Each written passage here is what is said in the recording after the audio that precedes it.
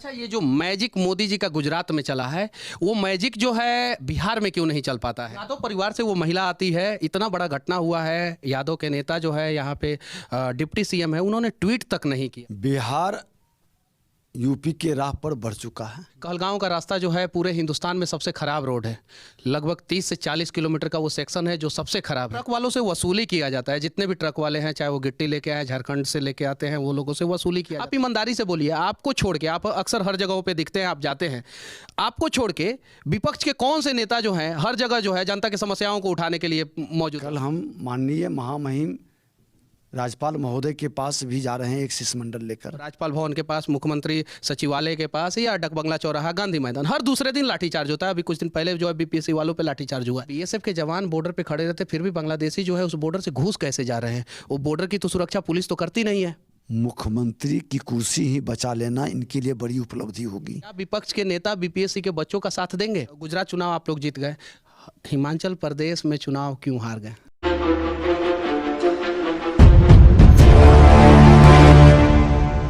बिहार विधानसभा में विपक्ष के नेता अभी हमारे साथ विजय सिन्हा जी हैं। इनसे हम लोग गुजरात में बीजेपी का ऐतिहासिक जीत पे चर्चा करेंगे, साथ ही साथ बिहार में खराब हो रहा लॉ एंड ऑर्डर पे चर्चा करेंगे, और श्रद्धा मर्डर से भी एक जघन अपराध बिहार के भागलपुर के पिरपैती जगह पे हुआ है। एक 42 साल की नीलम देवी नाम की औरत, जिनके पति का नाम अशोक यादव था, उसकी हत्या हो गई है। तो इन सब चीज़ों पे चर्चा करेंगे। सबसे पहले सच तक न्यूज़ में आपका स्वागत है। धन्यवाद। पहला सवाल आपसे ये है कि गुजरात में प्रचंड बहुमत से आप लोग सरकार बनाए हैं, ऐतिहासिक जीत है, इस पे आप क्या कहना चाहते हैं? देखिए, देश के माननीय प्रधानमंत्री नरेंद्र मोदी जी का कार्य और लोगों का उन पर विश्वास, भरोसा, इकबाल आज भी कायम है। और गुजरात ही नहीं, देश के अंदर आज भी उनके ऊपर लोगों के विश्वास है। देश का मान सम्मान बढ़ रहा है, लोगों को ये अच्छा लग रहा है, भरोसा लग रहा है कि किसी के नेतृत्व में देश आगे बढ़ सकता है तो देश के प्रधानमंत्री नरेंद्र मोदी जी के नेतृत्व में। अच्छा, ये जो मैजिक मोदी जी का गुजरात में चला है, वो मैजिक जो है बिहार में क्यों नहीं चल पाता है? अकेले अपने दम पे जो है भाजपा जो है बिहार में सरकार क्यों नहीं बना पाती है? पिछले 17 साल से नीतीश कुमार मुख्यमंत्री, और अभी आप लोग विपक्ष में। बिहार यूपी के राह पर बढ़ चुका है, और बिहार के अंदर भारतीय जनता पार्टी, आपने देखा कि अपने ही बलबूते आज कुर्नी जीता, गोपालगंज जीता, मोकामा में भी भारी बहुमत प्राप्त किया। मोकामा में तो लेकिन हार हुआ था। हम 27 वर्ष से लड़े नहीं थे, गठबंधन के अंदर वो सीट रहती थी। लेकिन आप देखें कि जब 37,000 से माननीय नीतीश कुमार जी मेरे साथ थे तो उनके उम्मीदवार 37,000 से जीता था। अब 7 दल का गठबंधन था तो 70,000 से जीतना चाहिए था। पिरपैती में जो घटना हुआ है वो शायद जो है श्रद्धा मर्डर कांड से भी बड़ा घटना है। एक 42 साल की औरत नीलम देवी के प्राइवेट पार्ट्स को भी काट दिया गया, उनके शरीर के ना जाने कितने अंग को काट के जो है एक 45 साल का मोहम्मद शकील नाम का आदमी जो है, और लोग वीडियो बना रहे थे। इस प्रकार के आपराधिक घटना पे आप क्या कहना चाहते हैं? देखिए, बहुत दुखद और दुर्भाग्यपूर्ण घटना है। हमने खुद उस परिवार से जाके मिला है, और ये घटना से एक भय का वातावरण है। ये तुष्टीकरण की राजनीति का सबसे बड़ा उदाहरण है। यादव परिवार से वो महिला आती है, इतना बड़ा घटना हुआ है, यादव के नेता जो है यहाँ पे डिप्टी सीएम है, उन्होंने ट्वीट तक नहीं किया। देखिए, वोट की राजनीति, हमने कहा वोट की राजनीति और तुष्टीकरण के कारण ये जात का उपयोग सिर्फ वोट के लिए करते हैं। लेकिन उसके साथ कोई घटना घटित होता है, जब वो दुखित और पीड़ित होते हैं तो उनके साथ इनकी कहीं से सहानुभूति नहीं जगती है, संवेदनहीनता साफ झलकती है। और आज यही संवेदनहीनता, हमने कहा था, एक भी लोग इनके आंसू पोंछने नहीं गए, क्योंकि वहाँ तुष्टीकरण की राजनीति, वोट की राजनीति है। और यही बिहार को पिछड़ा बना के रख दिया, यही बिहार की गति को रोक दिया। जिस रास्ते से आप गए थे, अक्सर जो है कहलगांव के लोग हम लोगों को भी फ़ोन करते हैं, आवाज़ उठाते हैं। कहलगांव का रास्ता जो है पूरे हिंदुस्तान में सबसे ख़राब रोड है। लगभग 30 से 40 किलोमीटर का वो सेक्शन है जो सबसे ख़राब है। वो NHAI के अंडर में आता है, मंत्री हैं नितिन गडकरी। उस पर क्या कहना चाहते हैं? नहीं, आपको जानकारी हो कि उसका टेंडर भी हो चुका, काम वहाँ पर नहीं होने दे रहे हैं। हमने कहा भी कि वहाँ के कुछ स्थानीय लोगों का, जनप्रतिनिधियों का, नाम पर पदाधिकारियों का अपना खेला होता है। वहाँ पे ट्रक वालों से वसूली किया जाता है। जितने भी ट्रक वाले हैं, चाहे वो गिट्टी लेके आए, झारखंड से लेके आते हैं, वो लोगों से वसूली किया जाता है। अक्सर ट्रक वाले आरोप लगाते हैं, वीडियो भी भेजते हैं, वीडियो भी मीडिया में आता है। तो वो वसूली आखिर कौन कराता है? क्या वसूली के लिए जो है उस सड़क को जो है ख़राब करके रखा गया है? हमने पहले ही कहा, हमने वहाँ भागलपुर में भी इस विषय को रखा कि बिहार सरकार, सदानंद बाबू का देहांत हुआ था, उस समय भी गए थे, उस समय भी यही स्थिति थी। सदानंद बाबू हमारे पूर्व स्पीकर रह चुके हैं और स्वर्गीय सदानंद बाबू का समय में भी मामला उठा है, सदन के अंदर भी मामला उठा है, माननीय मुख्यमंत्री जी को कई बार संज्ञान में दिया गया है। इसको करना चाहिए। जब सत्ता संरक्षित भ्रष्टाचार होने लगे और सत्ता संरक्षित अपराध होने लगे तो फिर बड़ा दुखद और दुर्भाग्यपूर्ण होता है। कहलगांव के लोगों का सबसे बड़ा समस्या है, वो लोग क्या उम्मीद कर सकते हैं कि 6 महीने के अंदर अंदर उस रोड में जो है निर्माण कार्य NHAI शुरू कर देगा? देखिए, हमने खुद वहाँ पर इस मामला को लोगों ने बताया है कि उसका टेंडर भी हो चुका है, काम नहीं कर रहे हैं। एक पत्र जो है नितिन गडकरी तक जो है यहाँ से पहुँचना चाहिए। आप विपक्ष के जो है सबसे बड़े नेता हैं।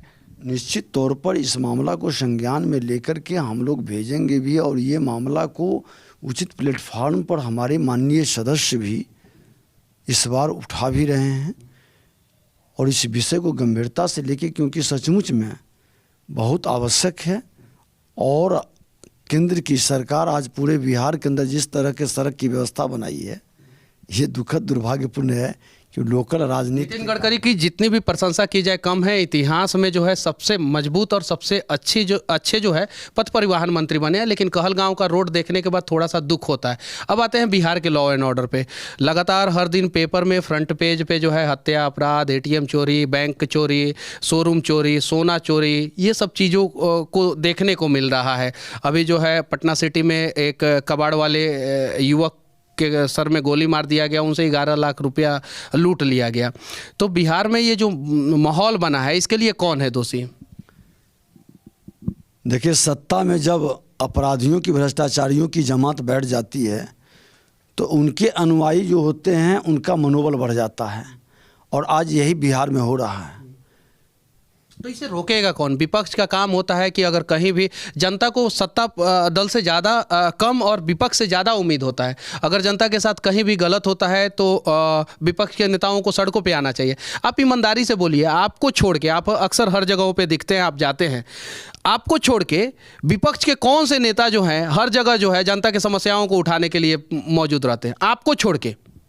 मैं बता दूं कि आज आरा के अंदर हो, लखीसराय के अंदर हो, कई जिले के अंदर हो, समस्तीपुर के अंदर हो, हम तो स्वयं जाते ही। मैं वही बोल रहा हूँ। आप देखिए, आप दिखते हैं हमें, आप दिखते हैं ज़मीन पे। जो सच है वो मैं बोलूँगा, ऐसा नहीं है कि आपके अलावा बीजेपी के कौन से नेता जो है वो अलग अलग जगहों पे जाके दिखते हैं। ट्विटर के अलावा कोई नहीं दिखते हैं। ये सच्चाई है, इसे आप झुठला नहीं सकते हैं। देखिए, हमारे कार्यकर्ता सब जगह प्रतिवाद भी कर रहे हैं। नहीं, कार्यकर्ता में भी कमी नहीं है। कहीं नहीं तो कहीं जो बीजेपी के और भी नेता हैं वो लोग जो है उतना जनता की समस्याओं को नहीं उठा रहे हैं जितना अकेले आप उठा रहे हैं। अगर सब उठाएं तो शायद जो है कुछ अपराध पे लगाम लग जाए। पूरी पार्टी लगी हुई है और पार्टी इसको गंभीरता से ली है। और आपको मैं जानकारी दे दूं कि आज यही मामला को लेकर कल हम माननीय महामहिम राज्यपाल महोदय के पास भी जा रहे हैं, एक शिष्टमंडल लेकर, कानून व्यवस्था को ही लेकर। और पूरे बिहार के अंदर लॉ एंड ऑर्डर जिस तरह से बद से बदतर हो रही है, गिरती हुई कानून व्यवस्था और सरकार की उदासीनता, प्रशासन की संवेदनहीनता के कारण ये पूरे मामला को लेकर हम लोग बात करें, क्योंकि इनसे संभल नहीं रही। सबसे ज़्यादा पूरे देश में अगर युवा कहीं के परेशान है तो वो बिहार के हैं। हर दूसरे दिन जो है लाठीचार्ज होता है, आपको राज्यपाल भवन के पास, मुख्यमंत्री सचिवालय के पास या डकबंगला चौराहा, गांधी मैदान, हर दूसरे दिन लाठीचार्ज होता है। अभी कुछ दिन पहले जो है बीपीएससी वालों पे लाठीचार्ज हुआ है। तो इसके लिए कौन है दोषी? देखिए, जब प्रशासनिक अराजकता फैलती है तो लोगों की अपेक्षाओं के नियमानुकूल व्यवस्था चरमरा जाती है, और आज वही हो रहा है। क्योंकि कुर्सी के लिए लोग पूरी तरह से प्रशासन पर ध्यान नहीं जा करके कुर्सी बचाने पर ध्यान है। बीपीएससी के बच्चों के साथ धांधली हुआ है। एक बार एग्जाम हुआ, उसे कैंसिल किया गया, दोबारा एग्जाम हुआ, उसमें 4 से 5 प्रश्न गलत है। हालांकि बच्चे जो है आरोप लगा रहे हैं कि 9-10 प्रश्न गलत है, और फिर भी रिजल्ट जारी कर दिया गया। उसके लिए बीपीएससी के बच्चे जो है सड़कों पर उतरे हुए हैं। सत्ता दल से उन्हें उम्मीद नहीं है, शायद विपक्ष से होगा। तो क्या विपक्ष के नेता बीपीएससी के बच्चों का साथ देंगे? मैं तो एक गुजर रहा था एक कार्यक्रम में, बच्चे ने वहाँ हम लोगों को रोका और उनकी बात को भी हमने सुना है, और हमने स्पष्ट तौर पर कहा है कि सरकार को संवेदनहीन नहीं होना चाहिए।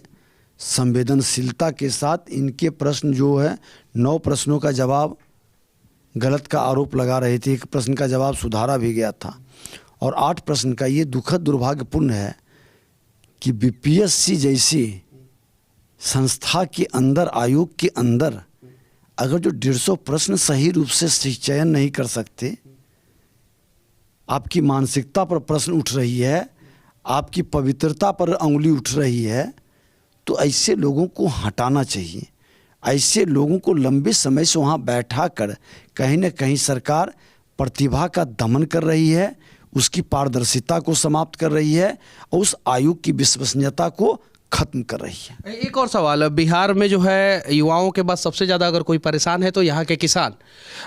रीगा चीनी मिल जो है बंद हो गया, मढ़ौरा चीनी मिल का लोहा काट के बेचा जा रहा है, बहुत सारे जगहों पे जो है कबाड़ के रूप में बेच दिया जा रहा है। तो इन सब चीनी मिल को चालू कराने के लिए बिहार की जनता जो है, विपक्ष के सबसे बड़े नेता आपसे क्या उम्मीद लगा सकते हैं? देखिए, जो इंडस्ट्रियल वातावरण के लिए आपने चर्चा किया, इंडस्ट्रियल वातावरण बनाने के लिए एनडीए सरकार में हमारे माननीय मंत्री भी कितना पहल किए। मैं खुद लेबर मिनिस्टर था। इन तमाम विषय को लेकर हम लोग पूरी संवेदनशीलता के साथ उनको मदद कर रहे थे। लेकिन आप हमेशा एक चीज़ समझें कि जहां कानून व्यवस्था ठीक रहती है, निवेशक का उत्साह भी बढ़ता है, रोजगार का अवसर भी बनता है। आज यहाँ की कानून व्यवस्था को देखकर निवेशक का उत्साह ठंडा है, वो भी साइड होना चाह रहे हैं, और सरकार की उदासीनता से रोजगार का अवसर भी समाप्त हो रहा है। नीलम देवी के परिवार वालों को क्या इंसाफ मिल पाएगा? उनकी इंसाफ के लिए ही तो मैं कल जा रहा हूं, और ये सरकार गिरफ्तार, हमारे जाने के बाद जब प्रोग्राम बना और जिस दिन हम गए उस दिन गिरफ्तारी हुआ मुख्य अभियुक्त का, शकील मियाँ का। शकील मियाँ का सच को थोड़ा और जानने के लिए सरकार को हमने कहा है कि वो व्यक्ति गैरमजरूआ जमीन पर कब्जा करके खटाल बना दिया, और वहाँ से 7 पंचायत के लोग गुजरते हैं, बहू बेटी बच्ची जो पढ़ने के लिए जाती है गुजरती है, उसके साथ उसकी बदतमीजी और परेशानी। इसके पहले भी घटना घटा, लोग अपनी प्रतिष्ठा बचाने के लिए थाना तक नहीं पहुँचता है, आरोप में न्याय नहीं मिलने के कारण मौन हो जाता है। ये तमाम विषय में हमने एसपी से भी बात की, हम कहा कि आप लोग किस तरह से तुष्टीकरण की राजनीति में आज बांग्लादेशियों को सरकारी जमीन पर जिस तरह से, यानी आप मानते हैं कि बांग्लादेशियों को जो है बिहार में बसाया जा रहा है? निश्चित तौर पर सरकार की अप्रत्यक्ष सहानुभूति है। एक और कड़वा सवाल एक